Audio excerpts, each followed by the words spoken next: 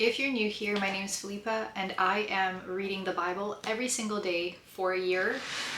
This is what the Bible looks like. I got it kind of custom made. I'd never read it, and so I figured that I would commit to reading it every single day and see what I learn, because I love reading. And so today is day 159 out of my 365 days. And it's February 6th, 2026, and I started today with the Proverbs, which is a section, in all honesty, that I was looking forward to.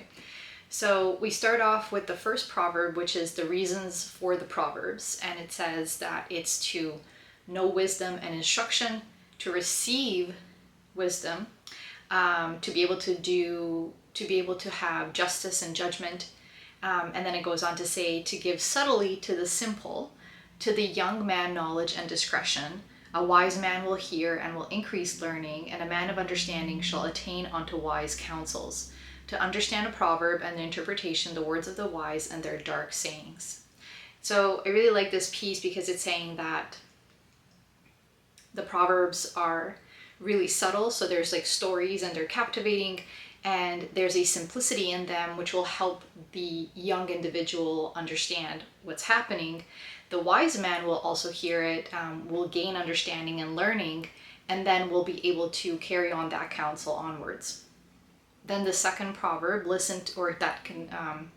that section, starting with the first verse, the reasons for the Proverbs, then goes into listen to wisdom, starting with verse 7, saying, the fear of the Lord is the beginning of knowledge, but fools despise wisdom and instruction.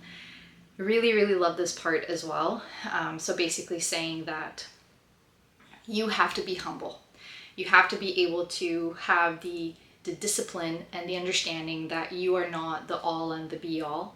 And so I'm not seeing the words fear of Lord or fear of the Lord as in this kind of daunting, scary thing. I'm seeing it as in this notion of like being humble, humbling yourself to understand that you are not the only entity that exists.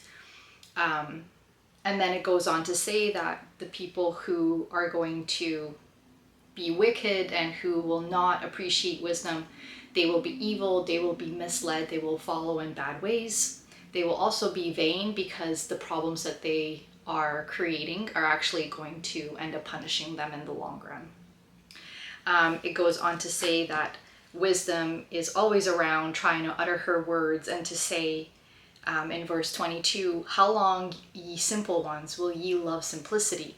And the scorners delight in their scorning, and fools hate knowledge. Turn you at my reproof. Behold, I will pour out my spirit onto you. I will make known my words unto you. Because I have called and ye refused, I have stretched out my hand and no man regarded. But ye have set at naught all my counsel, and would none of my reproof. And then it goes on to say, you will get destruction. You will have anguish come to you, and when you call on me, I will not be there for you, because you did not seek to find me. You hated knowledge, you didn't fear the Lord. You didn't have my counsel when I offered it to you. So you will be compelled to eat the fruit of your own way. You turning me away is what's going to essentially end up causing you your demise and your failure. So I really like this piece. The Proverbs were starting off really, really hard and profound, just in terms of helping you kind of understand that everything is rooted in wisdom and in knowledge. And this ties back into the fact that Solomon had asked for knowledge and wisdom, and he was granted that plus more, because God was happy with the fact that he wasn't asking for riches or for fame or for anything like that. He was asking for wisdom. He was asking for counsel. He was asking God to help him know how to manage his life and how to help others. And so I think that that's really a really clear indication of somebody who has a higher level of thinking. So that is it for day 159. I will be back tomorrow, February 7th, for day 161. So not that I'm counting by any means, but just by seeing it here, I guess I'm not halfway there, but I've made a pretty good effort to read a big chunk of this Bible. You'll probably start seeing a lot more different information on my account about, or my channel about mindset, about philosophy and psychology and metaphysics and things like that, how to live a good life. But like I said, I really love reading. I'd never read the Bible, and I'm not going to judge something that I've never read or have an opinion about it. So I love the fact that I'm reading it and that I'm challenging myself, because it's really a fascinating read.